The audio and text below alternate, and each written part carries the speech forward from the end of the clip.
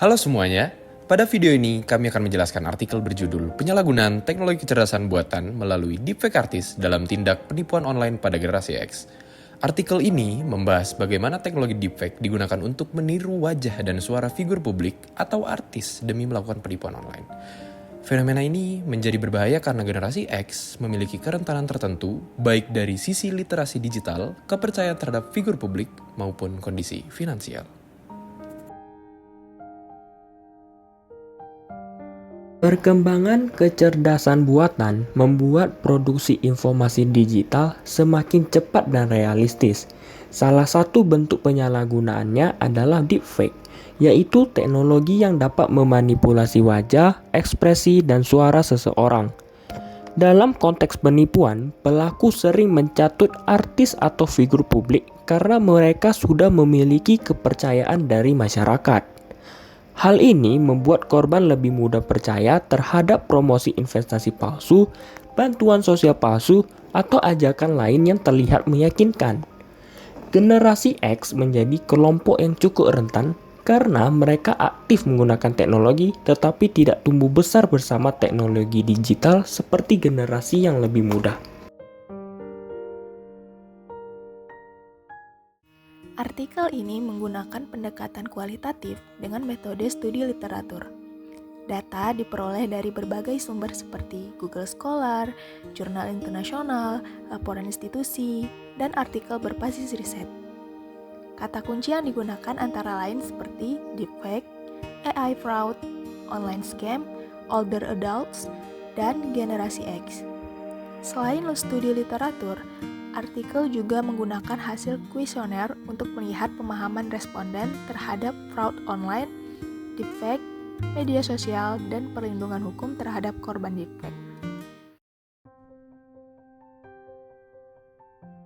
Berdasarkan analisis, deepfake sering digunakan dalam bentuk rekayasa wajah dan suara artis, pihak perusahaan, bank, pemerintah, bahkan anggota keluarga.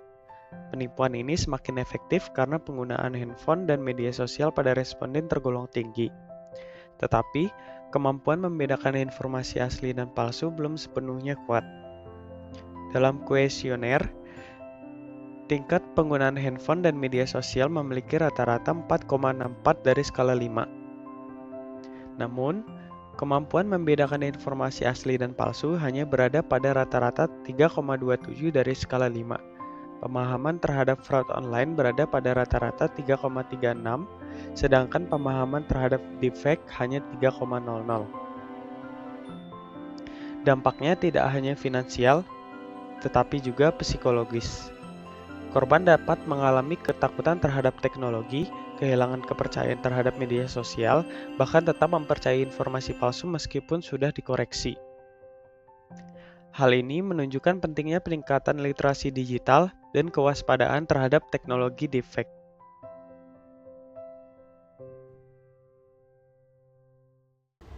Melihat dampak deepfake terhadap generasi X, penanganannya tidak hanya cukup pada sisi teknologi, tetapi juga kita melihat pada sisi hukum dan sosial.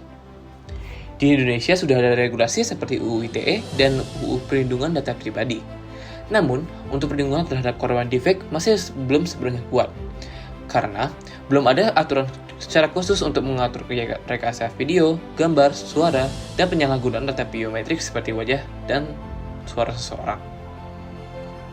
Nah, berdasarkan hasil kuesioner yang telah kita lakukan, buat terdapat skor 1,82 dari skala 5, di mana persepsi responden terhadap perlindungan hukum dalam kasus deepfake di Indonesia. Nah, dengan ini, kita diperlukan aturan khusus, yang dimana memberikan sanksi tegas, pengawasan konten lebih ketat, dan juga mekanisme pelaporan dan penghapusan konten deepfake yang lebih cepat. Selain pada hukum, sosial juga memiliki peran yang sangat penting, di mana generasi muda sebagai pendamping generasi X juga harus memberikan suatu cara seperti pemberian kode rahasia keluarga, yang dimana sehingga kita ada pesan atau video mencurigakan yang mengatasnamakan anggota keluarga, kita bisa melakukan verifikasi atas kebenarannya. Dengan ini, deepfake menjadi ancaman serius karena memanfaatkan kepercayaan masyarakat terhadap figur publik ataupun orang terdekat. Dengan cara mengurangi risikonya, kita memerlukan literasi digital lebih banyak, kemampuan berpikir kritis, teknologi berdeteksi berbasis AI, dan kerjasama antara keluarga, pemerintah, dan platform digital. Dengan ini, masyarakat lebih siap dalam menghadapi kasus deepfake untuk kedepannya.